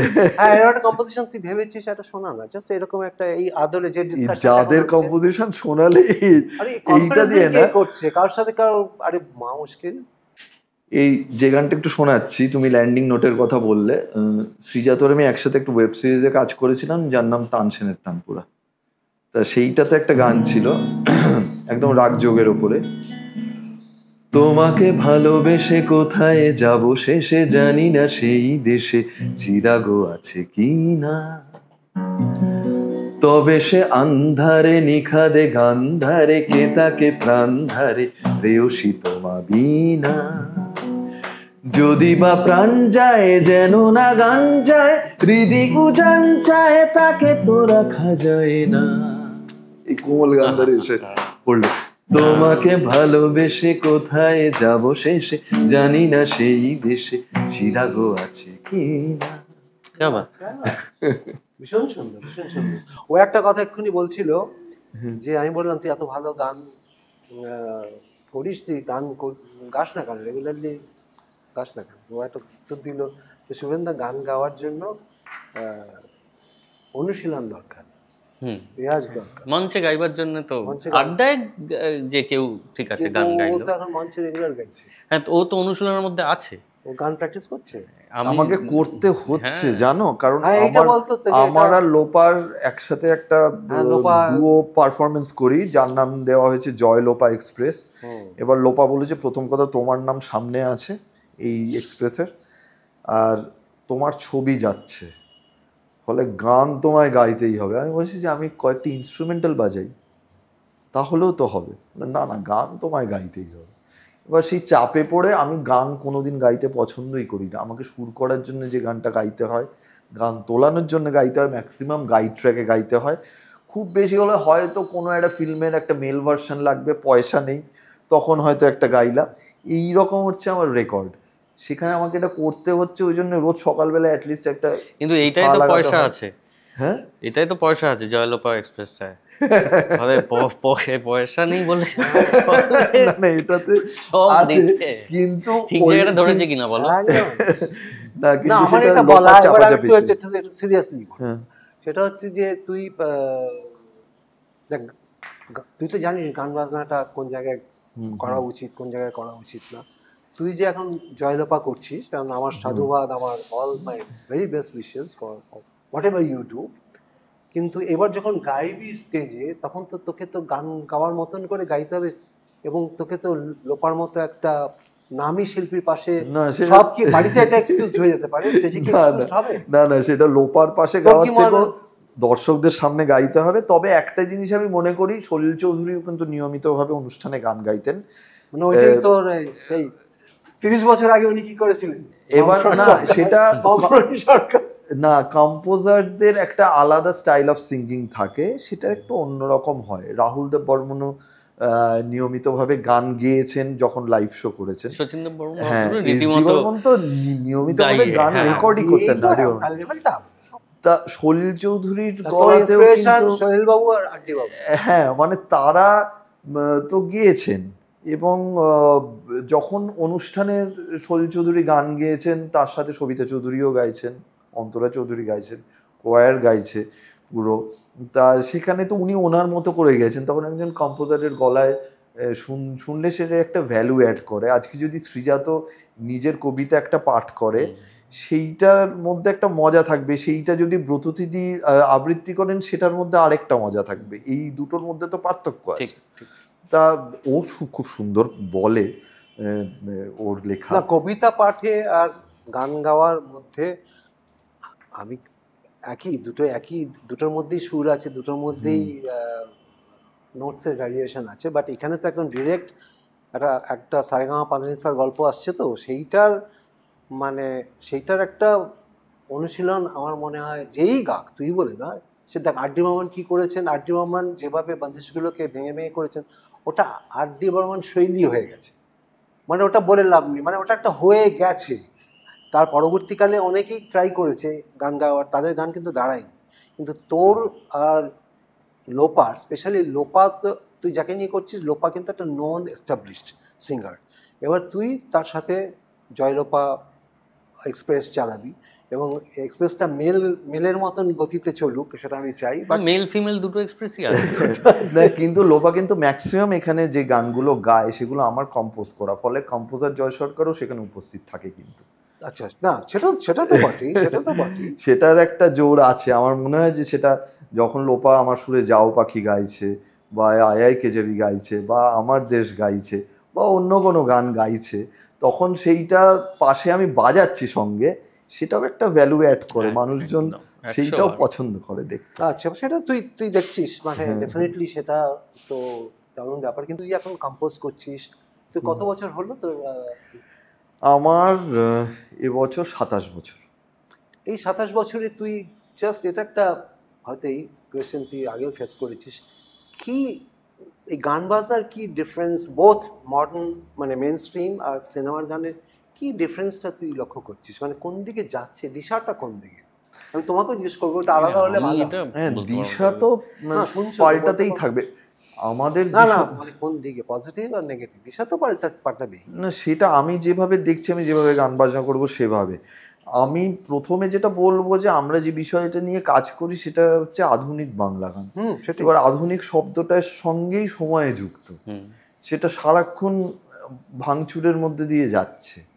হ্যাঁ, আবার হয়তো পুরনো অনেক কিছু ফিরে আসছে, এরকম হচ্ছে। এবারে হ্যাঁ, চারদিকটা অনেক সহজ হয়ে গেছে, এখন গান বাজনা করাটা অনেক সহজ হয়ে গেছে। সৃজা তো যেটা লেখালেখির ক্ষেত্রে বললো যে একটা কিপ্যাড থাকলেই লেখা যায় কিছু না কিছু, গান বাজনার ক্ষেত্রেও সেরকমভাবে অনেকে গান বাজনা করতে আসছে, কিন্তু সেটাকে আমি রেফারেন্স হিসেবে ধরছি না, সেটাতে সাময়িকভাবে ক্ষতি হচ্ছে। এবং যে অবস্থায় আমি গান বাজনা শুরু করেছি, যে সময় থেকে আমি গান বাজনা দেখা শুরু করেছি, রেকর্ডিং দেখা শুরু করেছি, গান বাজনা শোনা শুরু করেছি, তার সাথে এখন অনেক পার্থক্য হয়ে গেছে, ডাউনগ্রেড হয়েছে শুভেন্দা। ডাউনগ্রেড, আমি এই কথাটাই তোর কাছ থেকে শুনতে চাইছিলাম, যেটা লাকিলি ক্লাসিক্যাল ফিল্ডে এতটা হয়নি। ডেফিনেটলি নিখিল কাপুর তো আর নেই, কিন্তু শহীদ পারভেজ আছে, কথার কথা বলছি। কিন্তু সেইখানে দাঁড়িয়ে তোদের ক্ষেত্রে আমি যেটা, দেখ আমি তো লিসনার, আমি তো অডিয়েন্স, তোরা ক্রিয়েট করছিস। আমার সবসময় মনে হয়েছে যে তুই একটা গান কম্পোজ করলি, তোর একটা গান, আমি সেদিনই কাউকে, সম্বিতকেই বোধহয় বলছিলাম, আমি কারণ আর্টিস্টের নামটা বলছি না, তার সম্মান জানিয়ে, মানে এই গানটা যদি উনি পেতেন, আরেকজন আর্টিস্ট আগেকার দিনে, এই গানটা কিন্তু একটা অন্য জায়গায় চলে যেত। মানে গানটা করতে গেলে যে কষ্টটা দরকার, এই কষ্টটাই তো নেই। মানে একটা গানে কষ্ট থাকে না, বুঝতে পারছিস কি বলছি? তো সেই প্রিপারেশনটাই আমার মনে হয়েছে, তুই অত বলতে পারিস না আমি এরকমই চেয়েছি, কথার কথা বলছি আমি তো। না, অনেক ক্ষেত্রে আমাদের উপায় থাকে না শুভেন্দু, যেহেতু এটা আমাদের পেশা, আমাদের অনেকের সাথে কাজ করতে, আমরা ওরকম মান দেখে পরীক্ষা নিয়ে অডিশন নিয়ে কাজ করতে গেলে আমাদের কিন্তু পেট ভরবে না সেটা করতে। কিন্তু আমরা যখন কোনো গান বানাই, তখন আবার একটু কমজোরি কারোর জন্য বানাচ্ছি বলে একটু কমজোরি গান বানালাম, এটা হয় না। সৃজা তো আমি অনেকবার আলোচনা করি এটা নিয়ে, যে দেখো এরকম একটা ভালো গান, এটা এমন একটা জায়গায় যাচ্ছে, কিন্তু আমরা তো খারাপভাবে করতে পারছি না কাজটা। আমি তো সেটাই বলছি, তার মানে তোরা ঘরোয়া যে আলোচনাটা করেছিস, সেটা আমি একজন শ্রোতা গানটা শুনে বলে দিচ্ছি। একদম, মানে এই গানটাই হয়তো যেটা দিয়ে তোরা বলেছিস, সেই গানটাই হয়তো আমি শুনে আমার এটা ফিল হয়েছে যে এই গানটা এত ভালো লেখা, ওরই লেখা বোধহয় গানটা, এই গানটাতে কোনো কিছু হলোই না, মানে গানটা জলে মাঠে মারা গেল আর কি, টাইপস আর কি। তো সেইটা আমি একটা বলছি, ওয়ান অফ আ কাইন্ড আর কি। কিন্তু আমার ওভারঅল একটা সিনারিও এটা মনে হচ্ছে, ওভারঅল একটা, এটা আমার মনে হচ্ছে, তুই হয়তো বলে না শুভেন্দা তুমি অ্যাবসলিউটলি এটা ভুল ভাবছো, তুই ঠিক ওভারঅল এই ডাউনগ্রেড কথাটা যেটা বললি, আমার একটা ওভারঅল সিনেমার গান বা মেন স্ট্রিম গান যেটা নিয়ে তোদের কাজ, সেইটাতে একটা অসম্ভব আন্ডার প্রিপারেশন লাগছে। আন্ডার প্রিপারেশন কথাটা আমি ভাবিলা উইথ বোল্ড আন্ডারলাইন করে বলছি, আমার মনে হচ্ছে এভরিবডি ইজ আন্ডার প্রিপেয়ার্ড, এটা আমার মনে হচ্ছে। তুই বলতে পারিস না শুভেন্দা ভুল, আমার মনে হচ্ছে এই গানটা সাউন্ড ডিজাইন যেভাবে আরও হতে পারত, আমি তোর কথা বলছি না, মানে আরও গানটা করলো, সেই সাউন্ড ডিজাইনটা তো জ্যাবড়া, অনেক রিলিফ দেওয়া যেত, গানটাই দাঁড়ানো না, পেছনে কী সব করেছে, করে গানটাকে পুরো সর্বনাশ করে ছেড়ে দিল। তারপরে নাচের গান, আরে বা নাচের গান হোক, নাচের গানে কারোর আপত্তি নেই, নাচের গান তো একটা থাকবেই, নাচের গানই গান। এখন ভালো গানগুলো কোনো কিছু হচ্ছে না, মানে এই যে অবস্থানটার মধ্যে আমরা আছি এখন, সেটা সম্বন্ধে তুই কী বল? হ্যাঁ, সেটা তো আছি, আমি একদম কোনোভাবেই তোমার কথা অস্বীকার করতে পারছি না। এবং আরেকটা যেটা সমস্যা হয়েছে, যেহেতু মানে এত বছর হয়ে গেছে, মানে এত বছর মানে কিছু বছর হয়েছে আর কি, খুব বেশি বছর নয়, কিন্তু আমার শোনা থেকে শুরু করে আমি যে সময় থেকে রেকর্ডিং দেখেছি, বাবার সাথে স্টুডিওতে গিয়ে যে সমস্ত মিউজিশিয়ানদের দেখেছি, আমি তো কয়েকজনের নাম বললামই। আর যে গান বাজান যেভাবে সেটার রিহার্সাল হচ্ছে, ফাইনালি রেকর্ডিংয়ের আগে সবাই প্রিপেয়ার্ড একদম, সেই গানটা ভেতরে রন্ধ্রে রন্ধ্রে ঢুকে আছে। আত্মস্থ করা যায়। হ্যাঁ, এবং আমিও যখন গান বাজনা শুরু করেছি তখনও আমি এই পরিবেশটা পেয়েছি। কারণ আমার গান ধরো লোপাতো গেয়েছি, শ্রীকান্ত দা গেয়েছে, হৈমন্তী পিসি গেয়েছে, ইন্দ্রানিধি গেয়েছে, শ্রেয়া গেয়েছে, রূপঙ্কর, মনোময় দা, এরা সবাই গেয়েছে, অনেকে গেয়েছে, পরে শুভমিতা গেয়েছে, জয়তী গেয়েছে। এরা কিন্তু প্রত্যেকে ভালো আর্টিস্ট, নিশ্চয়ই নিশ্চয়ই। এবং আমি যেটা মনে করে এদের গানটা দিয়েছি এবং স্টুডিওতে গিয়ে যেটা চেয়েছি তার থেকে এরা বেশি দিয়েছে আমাকে। সেই জায়গাটাতে এখন আমার অভাব লাগে। হ্যাঁ, আমি তো সেটাই, তুই যাদের নাম বললি আমি তার পরের এরা থেকেই কথা বলছি। সে অবধি ঠিক আছে, আমি এখন লাস্ট 10 বছরের যে ট্রেন্ড বা যে ধরনের শুনছি, তুই এ ব্যাপারে একটু বল না। আমার সত্যি ওর থেকে অভিজ্ঞতা তো কম, তার কারণ আমাদের তুই তো প্রচুর কাজ করছিস, কাজ করি, লিখি, কিন্তু এই গাওয়াতে হয় মানে কম্পোজারকে, ফলে গাওয়ানোর যে প্রক্রিয়াটা সেটার মধ্যে আমাদের সবসময় ঢুকতে হয় না। কখনো কোনো একটা শব্দ আটকে গেল, কোনো একটা শব্দের মানে বলে দিতে হলো কি বদলাতে হলো স্ক্যান অনুযায়ী, সেটা আলাদা। কিন্তু আমি দেখেছি যে গাওয়ানোর যে ঝক্কিটা, আমি ঝক্কি কথাটাই বলবো, সেটার মধ্যে ভালোবাসাও আছে, সেটা তো কম্পোজারদের উপর দিয়ে যায়, সুরকারদের উপর দিয়ে যায়, তাদেরই গাইয়ে নিতে হয়। ফলে এই যে তুমি বলছো আন্ডার প্রিপেয়ার্ড, প্রস্তুতির অভাব, সেটার যে ঝক্কিটা সেটা ওদেরই বেশি পোহাতে হয়। কারণ আমি তো কাজ করছি ওর সঙ্গে, ফলে আমি ওর সেরাটা পাচ্ছি। কিন্তু তুমিও তোমার সুরেও তো অনেকে গাইছে, আমি তো ভালো কম্পোজ করে, তুমি সেই সেটা তো আমি খুবই সামান্য। আমি ইন্ডিভিজুয়াল বলছি না, আমি সিনারিওটা নিয়ে বলছি। হ্যাঁ, সিনারিওটা হয়তো যেটা আছে দেখছিস, যে আজকে বাংলা সিনেমার হলে গিয়ে যে গান শুনছিস, বা আজকে তুই মডার্ন যে গানগুলো, মডার্ন গানগুলো ঠিক আছে, প্রতিদিন একটা করে নতুন বেরোচ্ছে, ঠিক আছে, কি চলছে ডামাডোলটা, কি বুঝছিস না? তার আমার একটা কারণ মনে হয় যে এই যে নামগুলোর কথা ও বললো, আমি মানে এরকম কিছু নাম আছে যারা এতদিন ধরে গান বাজনা করার পরেও একটা নতুন গানকে একদম শূন্য থেকে শুরু করে তৈরি করতে চায়, গায়ক হিসেবে, গায়িকা হিসেবে যা। কিন্তু এটাও ঠিক যে এখন যেহেতু গান প্রকাশ করা বা লেখা প্রকাশ করা অনেক সহজ, আগে কোনো একটা বড় হাউস থেকে তোমার একটা ক্যাসেট বেরোচ্ছে মানে তুমি কেউ একজন। হ্যাঁ, তুমি আজকে ডোভারলেনের স্টেজে বসছো মানে তোমার তার পিছনে অনেকগুলো বছর আছে, তবে তুমি ডোভারলেনে গিয়ে নিখিল বন্দ্যোপাধ্যায়ের সঙ্গে বসছো বা কারো একটা সঙ্গে বসছো। আজকে ওর একটা ক্যাসেট বেরোচ্ছে মানে কিছু একটা আছে। কিন্তু এই যে বস্তুটি হাতে এসে গেছে, এতে আমি চাইলে আধ ঘন্টায় 2টো কবিতা দিতে পারি। তো জয় চাইলে গিটার বাজিয়ে একটা গান আপলোড করতে পারে, তুমি চাইলে একটু বাজিয়ে একটা পিস এখানে তুলতে পারো, সেটা কিন্তু সবাই পারে। এই যে আমি পারি মানে প্রকাশ আমি চাইলেই করতে পারি, আমাকে অনেক পরীক্ষার মধ্যে দিয়ে, অনেক প্রস্তুতির মধ্যে দিয়ে যেতে হচ্ছে না, এটার একটা কুফল আছেই। সেটা লেখালেখিতেও আছে। কিভাবে আছে? সম্পাদনা আর হচ্ছে না। এই যে আমাদের একটা লেখা জমা দিয়ে অপেক্ষা করতে হতো 6 মাস, মানে 2টো কবিতা জমা দিয়ে 6 মাস বসে আছি, সম্পাদক কি মনোনীত করবেন? যদি মনোনীত না করেন তাহলে জানাবেন যে কেন আপনার কবিতাটি ভালো লাগলো না। তারপর হয়তো আরও 2টো কবিতা দিয়ে আরও 6 মাস বসে আছি যে এবার কি তাহলে মনোনীত হবে। এটা কিন্তু বিদেশে এখনও আছে। কিন্তু আমার হাতে যে মুহূর্তে একটা কিবোর্ড এলো, একটা ইন্টারনেট কানেকশান এলো, আমি সম্পাদকের গুরুত্বটা ভুলে গেলাম। আমার মনে হলো আমার আর কারো টেবিলে লেখা দেওয়ার দরকার নেই। তো কেন আমি কাউকে দেখতে বলতে যাব যে আমার লেখাটা লেখার মতো হয়েছে কিনা? আমি সোজা পাঠকের কাছে পৌঁছে যাব, আমি কালিন্দী থেকে ক্যালিফোর্নিয়া পৌঁছে যাব, আমাকে কে আটকাবে? আমার কাছে তো এইটা আছে। এবার এইটা হয়েছে, ফলে প্রস্তুতির জন্য যে প্রস্তুতিও যে শিক্ষার একটা বিরাট পর্ব, প্রস্তুতিই আমার মনে হয় শিক্ষার সবচেয়ে বড় পর্ব। আমরা তো এটাই প্রথম থেকে এটাই আলোচনা করছি যে আমি একটা শিক্ষা শেখা।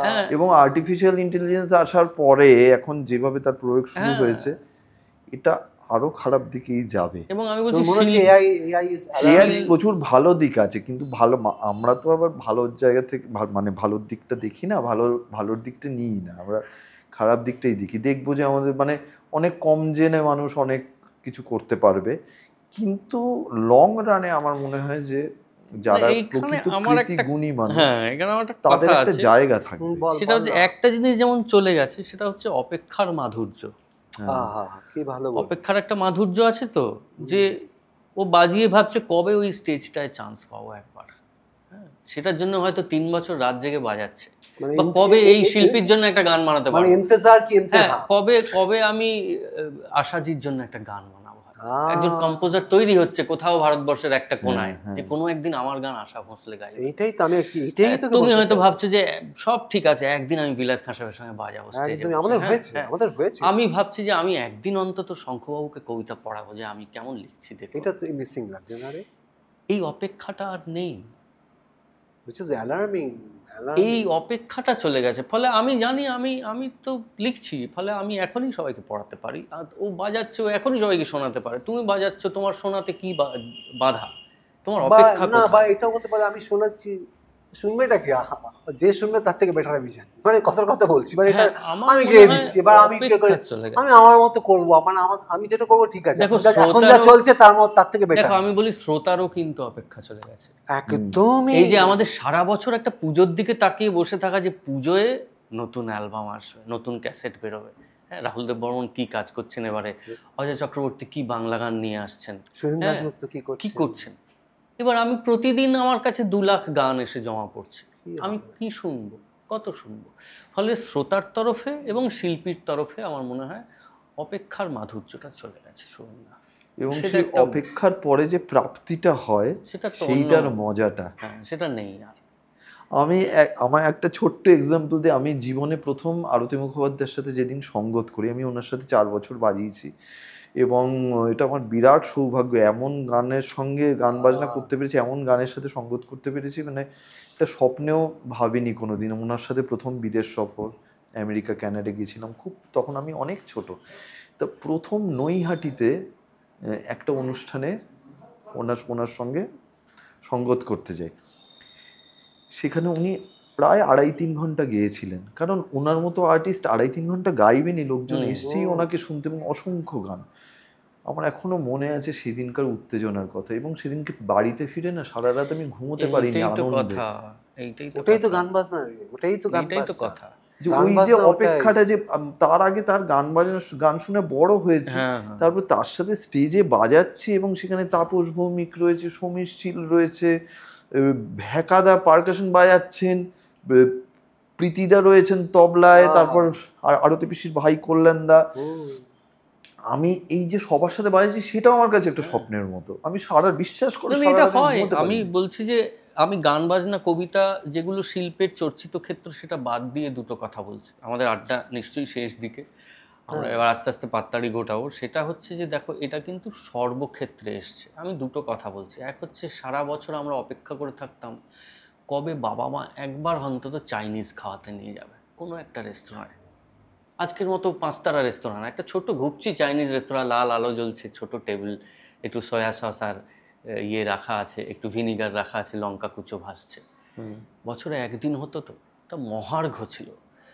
আজ আমি এইটা থেকে টাইপ করলে আমার বাড়িতে এসে যায়, কিন্তু কেউ আমাকে অফার করলে বলি আবার চাইনিজ না বাবা, একটু ভাত ডাল আলু সেদ্ধ হবে। ওর বাড়িতে গেলে আমি ওইটাই বলি যে একটু আলু ভাজা, ডাল, ভাত। এই যে পেতে পেতে পেতে পেতে অতিরিক্ত হয়ে গেছে, তো যেটা মহার্ঘ ছিল সেটা এখন অতিরিক্ত। ফলে এই দুটোর মধ্যে তফাৎ আছে। মহার্ঘ যা, অতিরিক্ত তো তা নয়। আজকে শীতকালে ক্রিকেট খেলা হতো, সাদা সোয়েটার, সাদা প্যান্ট, প্যাড, গ্লাভস পরে ক্রিকেটাররা নামতো 5 দিন ধরে। আমরা সারা বছর অপেক্ষা করতাম কখন ক্রিকেট দেখব। এখন তুমি রোজ টেলিভিশন খুললে কোনো না কোনো ক্রিকেট ম্যাচ আছে। এই গুরুত্বটা আর আমার কাছে অন্তত নেই। তো আমার মনে হয় যে কিছু জিনিস মহার্ঘ, সেগুলো মহার্ঘ থাকাই ভালো। সেগুলো যদি দৈনন্দিন হয়ে যায়, তার সেই গুরুত্বটা কোথাও চলে যায়। এইটুকু না, খুব ভালো বললি। আমরা অলমোস্ট শেষের দিকে, খালি এইটাই বলা যে তোরা যেটা বলছিস সেটা তো আমি 100% তোদের সাথে একমত। হ্যাঁ, আমাদের কোনো দ্বিমত হলো না। এটা কি এটা ঠিকঠাক এপিসোড? তোমার দ্বিমত অ্যাকাউন্টটা কাজ করছে, মানে এটার ভিউ কিন্তু খুব বেশি হবে না শুভেন্দা। না, সবাই আমরা একমত হয়ে গেলাম। মানে আমরা অ্যাকচুয়ালি একটা জেনারেশন থেকেই হয়ে গেছি। তুমি আমাদের আগের জেনারেশন ঠিকই, কিন্তু তখন না জেনারেশন টু জেনারেশন এতটা পার্থক্য, জেনারেশন গ্যাপ ছিল না। না। ফলে আমরা একটু কোথাও একটা জায়গাতেই আটকে না, গেলাম। একটা জায়গাতে আরো বেশি আটকে গেলাম এই কারণে যে আমরা যে সঙ্গীত মনন নিয়ে বড় সেটা হয়েছে, এক সেটা কোথাও যেহেতু বলে এক জায়গায় একেবারে হয়েছে না। যেটা বলার, আমি জাস্ট তোকে খুব তাড়াতাড়ি বলি, এখন যে সিনারিওটা, মানে সিনারিও বলছি আমি, সোশিও সিনারিওটা নিয়ে কথা বলছি। এই চারিদিকে যা দেখছিস, এই যে সে তুই অভয়া বল বা এই কসবা বল বা হাথরস বল বা এই, মানে এটা তোদের মানে কতটা তোদের ইম্প্যাক্ট করে তোদের কম্পোজিশনে, বা তোরা পার্সোনালি কতটা ইম্প্যাক্টেড হোস এই যখন এরকম ধরনের জিনিস? তোকে আমি আগে বলি, ইম্প্যাক্টেড যখন আর না হব তখন বুঝতে হবে যে আমার ভেতরের মানুষটা মরে গেছে। সেটা সবাই, সেটা আমরা শিল্প করি বলে নয়। আমার মনে হয় শিল্পের থেকেও বড় কথা তুমি আগে মানুষ হিসেবে কতটা অভিঘাত নিচ্ছ। যে কোনো একটা ঘটনা, কোথাও কোনো কারো প্রতি অবিচার হচ্ছে, কারো প্রতি অন্যায় হচ্ছে, সেটা আমাদের দেশে হোক অন্য দেশে হোক, কোথাও যুদ্ধ হচ্ছে, কিছু হচ্ছে, এমন কিছু হচ্ছে যাতে মানুষের ক্ষতি হয় বা পশু প্রাণীর ক্ষতি হয়, প্রকৃতির ক্ষতি হয়। সেটা যদি তুমি মেনে নাও ভেতর থেকে, বা যদি তাতে তোমার অসুবিধে কোথাও একটা না হয়, তাহলে শিল্পী তো পরের কথা, তুমি ঠিকঠাক মানুষই নাও। আমি এটা বলতে চাই। এমন নয়, এই দায়টাও শিল্পীদের উপর চাপানো খুব মুশকিলের। এটাও হয়ে এসছে যে কোনো সামাজিক ঘটনায় আগে শিল্পীরা কথা বলে বুঝবেন। এটা আমাদের এখানে আরও বেশি। সবাই তখন সরব হয় বুদ্ধিজীবীরা কি বলছে। সবচেয়ে বড় কথা, তুমি নিজে কি বলছো, তুমি তোমার দায় পালন করছো কি? জয় সরকার রাস্তায় নামছে কিনা না দেখে তুমি রাস্তায় নামো। আরেকটা হচ্ছে যেটা আমি সবসময় মনে করি, ওই যে সেটা হচ্ছে যে মানে তুমি যদি কাউকে নিয়ে শ্লেষও করো, কৌতুকও করো, তির্যক, বা কাউকে যদি তুমি কর্কশ ভঙ্গিমাতেও বলো, সেখানেও কিন্তু ব্যাকরণ জানতে হয়। এত ভুল বানানে আমাকে ট্রোল করে না, আমার তখন মনে হয় যে তাকে একটু বানান শিখতে বলি আগে, যে তুমি বাবা আমাকে খারাপ কথা পরে বলো, আগে তুমি বানানটা ঠিক করে শেখো। তুমি পশ্চিমবঙ্গ কথাটা লিখতে পারছো না, তুমি কেন অন্যকে গালাগাল করছো? তুমি তো আগে পশ্চিমবঙ্গ কথাটা ঠিক বানানে লিখতে হবে। আমরা সেই প্রথম যেভাবে শুরু করেছিলাম ওখানেই ফিরে যেতে হবে। হ্যাঁ, শিক্ষা ইজ শিক্ষার কোনো বিকল্প নেই। শিক্ষার কোনো বিকল্প নেই। তো সেটাই আমাদের কথা। আমরা শেষ করবো একটা কিছু, তোরা দুজনে তোদের একটা কম্পোজিশন। তুমি আমার সুবিধা কি জানো তো, আমার লেখা হয়ে গেলে কাজ শেষ, ফলে আমি লিপ দিই জয়ের সঙ্গে। খুব সুন্দর সুর করেছে, তোর একটা কম্পোজিশন শোনাও না তুমি। না তুই গা, তুমি একটা তোদের গজলের যেটা সেটা করতে পারিস, মুসাফিরানা থেকে কিছু গাও। তুই তো গাইলাম একটা সুর, অন্য কিছু একটা গাও, অন্য কিছু গাও। এই লোপা তোকে এত, তোদের জয়লোপা এক্সপ্রেসের একটা গান কর। জয়লোপা এক্সপ্রেসে তো আমি লোপার গান গাই না, কারণ লোপা আমার সুরের গানগুলো সব গেয়ে দেয়। আমার নিজের জীবনের খুব গুরুত্বপূর্ণ একটা গান, সেটা শ্রীকান্ত দা গেয়েছিল, লিখেছিলেন লীলাময় পাত্র। আমার সারাটা দিন মেঘলা আকাশ, বৃষ্টি তোমাকে দিলাম, আজকে বৃষ্টির দিন, সেটাই গাই একটু।